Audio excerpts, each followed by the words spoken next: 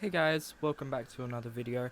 Today I'm going to be showing you the best weapons for you to craft in every stage of the game. So early game, mid game, late game, and then for when you get up to New Game Plus, I will be talking about weapons in New Game Plus 4, or just really weapons that will be good from New Game Plus 1 to New Game Plus 4.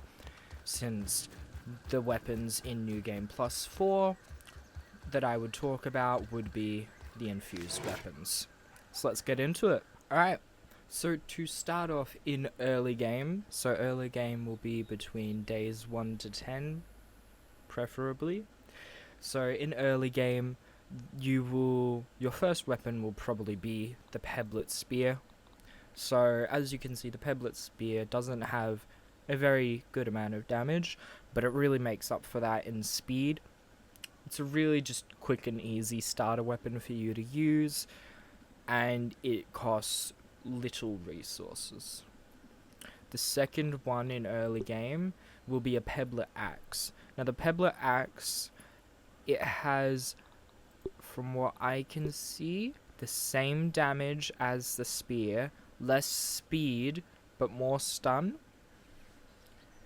Now, stun isn't really going to be 100% used in early game, so I wouldn't worry about it.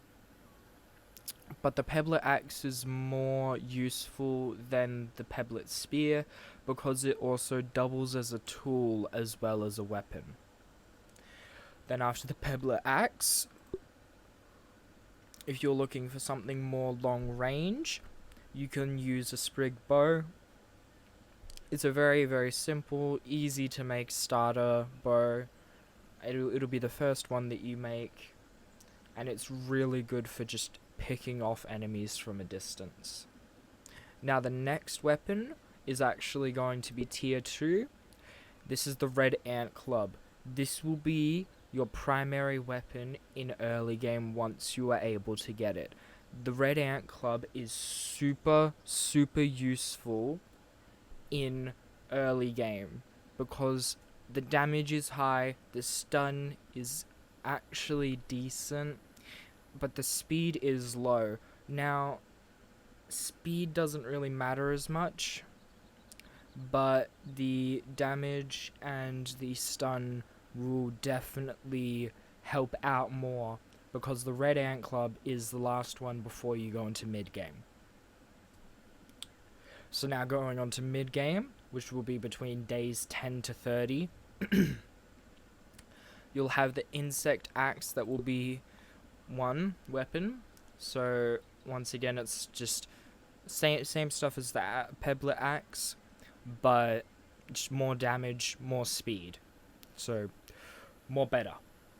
Then the Insect Bow, exact same deal, more damage. Pretty simple. Stinger Spear is something that has one of the first little effects, because if you have a look, Spear, Axe, Bow, and the Red Ant Club, all of those did not have an effect on them.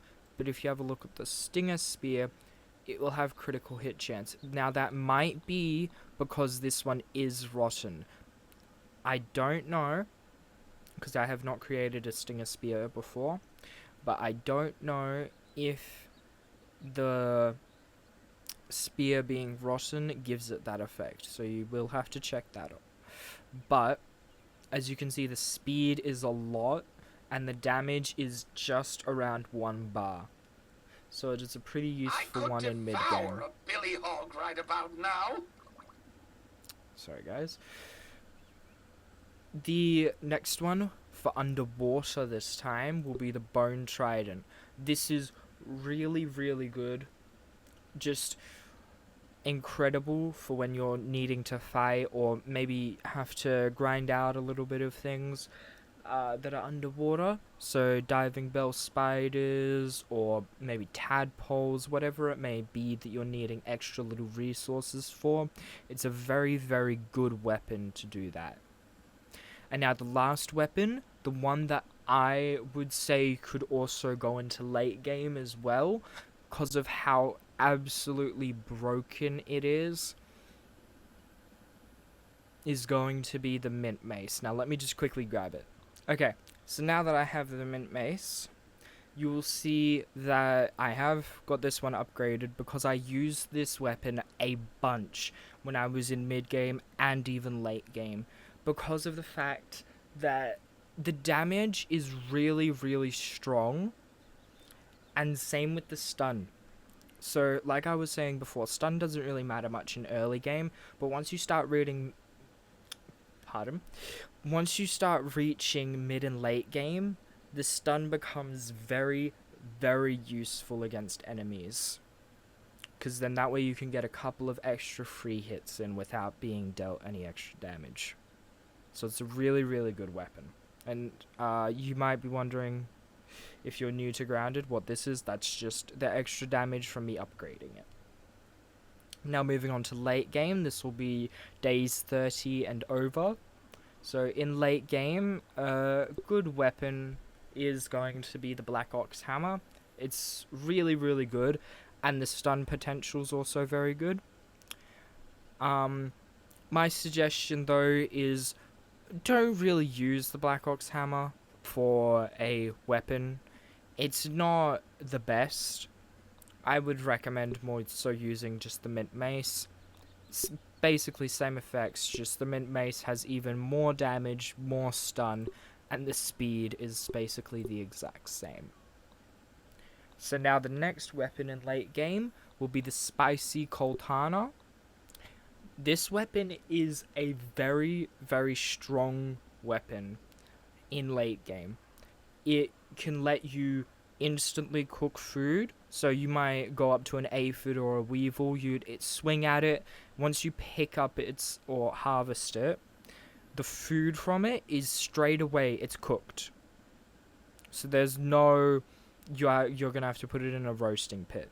So you can just run around endlessly, just only killing weevils or aphids, and then you have cooked food. It's also really, really good against the Broodmother, because the Broodmother is weak to spicy and slashing, so this is a very, very powerful weapon, especially once upgraded in late game to kill the Broodmother.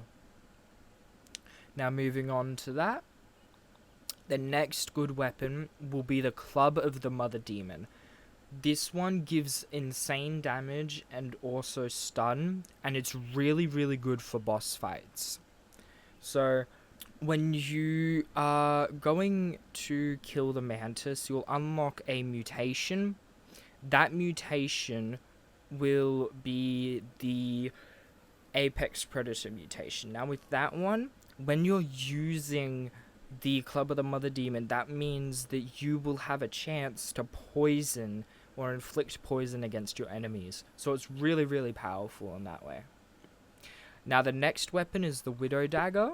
This one is a little bit more harder than all the others to obtain, considering how difficult fighting widows are, especially without the right equipment.